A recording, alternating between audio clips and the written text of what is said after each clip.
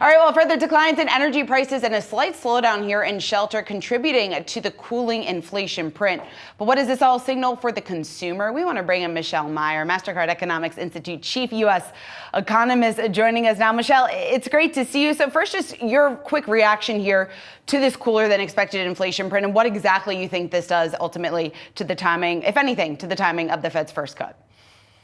Well, we certainly saw some easing of inflation pressures across the board. So goods inflation continuing to ease. Car prices was a big one that saw some relief. Services inflation remains a bit stickier, particularly around owner's equivalent rent. So that shelter component is coming in a bit higher here. But generally speaking, it's an economy that is seeing a moderation in inflation. It's not sudden, it's not immediate, but it is trending in the direction that the Federal Reserve wants to see. Are we at success yet? No. And I think that's what we'll hear from Fed Chair Powell later this afternoon, which that there's more work to be done to get back to an equilibrium, to get back to target. But the direction of travel is now a lot more encouraging than certainly it was in the first quarter of the year. More data on how the consumer is feeling, the confidence, the sentiment, essentially. And we were speaking to the Conference Board Chief Economist, Dana Peterson, another good friend of the show, as you are as well, who was telling us about how she's defining the consumer. Battle weary. How would you, after this inflation print, define the consumer? I would take a different approach. I would say that the consumer is empowered right now. We're here right now at our annual conference for Mastercard, the Mastercard Connections Conference, where we're talking to our biggest clients about the state of the consumer, about what they're seeing on the ground. And it's very clear that the consumer is still engaged. They are still spending, but they are empowered. They're making choices in how they want to deploy their purchasing power. And I think that's showing up in the inflation data that we saw today as well. Where there's more choice, where there's a greater ability to find promotions and bargains, the consumer is looking for that. Hence some of the deflationary pressures we're seeing around some of these goods categories. But for experiences, particularly these once-in-a-lifetime experiences, there's lots of price tolerance still out there. And the consumer has support in terms of the labor markets continuing to expand.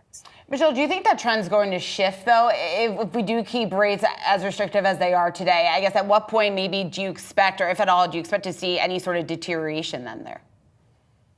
Well, look, I think the economy is continuing to transition away from this highly unusual period that we were in coming out of the pandemic. So I don't think we've found our new normal for the economy, or its kind of equilibrium. So we are going to continue to evolve. There's still lots of changes that are happening in terms of the share of the consumer basket.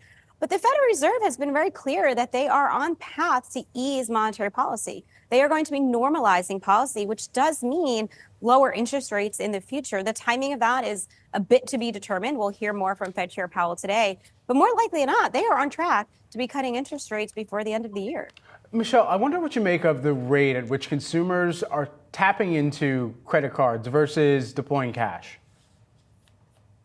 Yeah, so we have certainly seen a lot of changes in terms of how consumers are purchasing. When the pandemic first occurred, there was lots of extra cash out there. We had all this excess savings that we talked about, and there's a lot more debit card usage.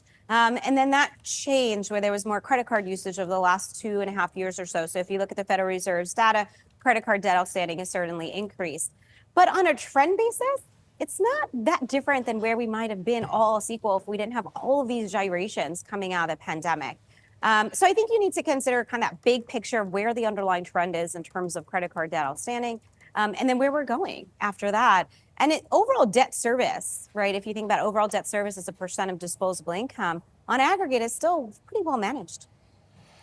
Michelle, I'm curious what you make of some of the debate around whether or not elections are going to play into the Fed's timing, the risk of that. That was something that was brought up a couple of times earlier here in the show when we were talking to our last panel. Is this something that you're factoring in, or I guess is it something that you view as influencing the timing of that first rate cut at all? Well, I'm sure Fed Chair Powell is going to be asked that question this afternoon, so we'll hear what he has to say. He's been asked it regularly in all his recent speeches. But look, I think they're very clear in their message, which is that they are looking at the balance of all of the data out there and trying to conduct policy the best way possible, which means that they are trying to make sure they get to a stable economy with low and stable inflation. And they're taking into account the economic data, and they're taking into account the environment around them in terms of making those decisions. Does it seem like a consumer that is going to wait or be perhaps more conscious about their spending right now until they see that rate cut? It doesn't appear to be. I mean, it feels like to me the consumer is being mindful of how they're deploying their purchasing power. They are aware of where borrowing costs are, of course, but I don't think that's the main driver for consumers. The main driver is their path of income, right? What does their purchasing power look like, which is defined by the rate of job creation. And right now, aggregate wage growth running at between 4.5% to 5%, depending what measure you look at, is running above underlying CPI. So I think that's what matters the most for consumers right now.